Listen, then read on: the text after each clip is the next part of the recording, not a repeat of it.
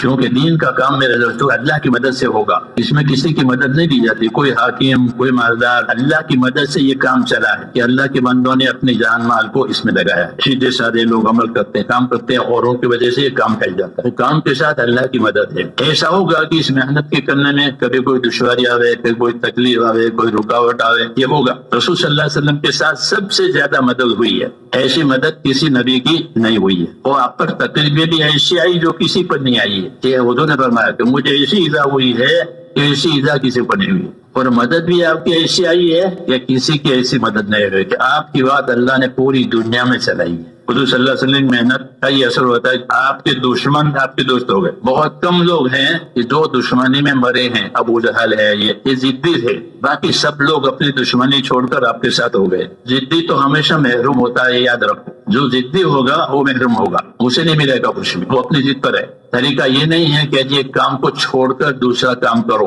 بلکہ دونوں کام کرو۔ کوئی دکان کرتا ہے تو ہم دکان والے کو نہیں کہے کہ دکان چھوڑ کر اللہ کام کر، کہ نہیں تو دکان بھی کر یہ بھی کر، کوئی کھیتی کرتا ہے تو کھیتی بھی کر یہ بھی کر۔ حضرت رحمۃ اللہ علیہ نے مجھے یاد پڑا بنگلور میں یہ بات سمجھائی تھی کہ بھائی ترتیب بناؤ، چھوڑو مت۔ دکان والے دکان چھوڑے تو کب تک چلے گا؟ دکان چھوڑ کے وہ نکلے گا نہیں، چھوڑ کے کرنے والا نہیں، کیونکہ اس کو ضرورت تھی اور چھوڑ دیا۔ یہ طریقہ ہمارا نہیں ہے کہ کسی کام کو توڑ کے چھوڑ کے اس میں لگ گئے، کہ نہیں، یہ بات دین کی ہر کام میں ہے۔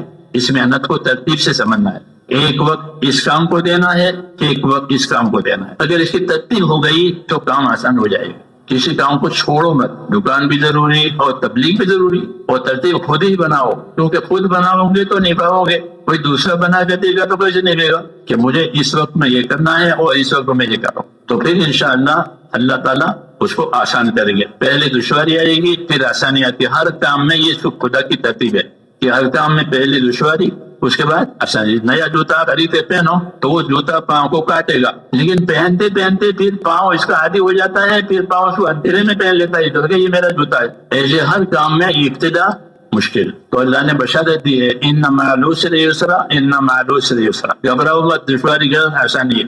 تاکہ ہمت کرے، نہیں تو شیطان اس کو ڈراوے کہ تمہارا کیا ہوگا، تمہارا کیا ہوگا، کہ کچھ نہیں ہوگا، جو اللہ نے کہا وہ ہوگا۔ خود اللہ کے وعدوں کا یقین کر کے چلو، اللہ کے وعدے سچے ہیں، اور جو دین کی مدد کریں گے خدا ان کی مدد کرے گا، ان کے مسئلوں کو اللہ حل کرے گا، امت کے مسائل اللہ تعالیٰ حل کرے گا، کیونکہ امت میں دین آئے گا، تاکہ ہماری زندگی دینی بنے اور امت کی زندگی بھی دینی بنے اور ہماری آخرت بنے۔ اور کچھ لینا نہیں ہے لوگوں سے، کیا بنانا ہے کہ ہماری آخرت بنے؟ ہم تو آخرت بننے کے لیے گئے، کیونکہ جو آخرت بننے کے لیے گئے وہ کرتا رہے گا، جو کسی غرض کے لیے چلے گا وہ نہیں چل سکے گا، جب اسے غرض پوری ہو جائے گی تو چھوڑ دے گا، اور غرض کی نہیں پوری ہوئی تو بھی چھوڑ دے گا، کہ کیا فائدہ؟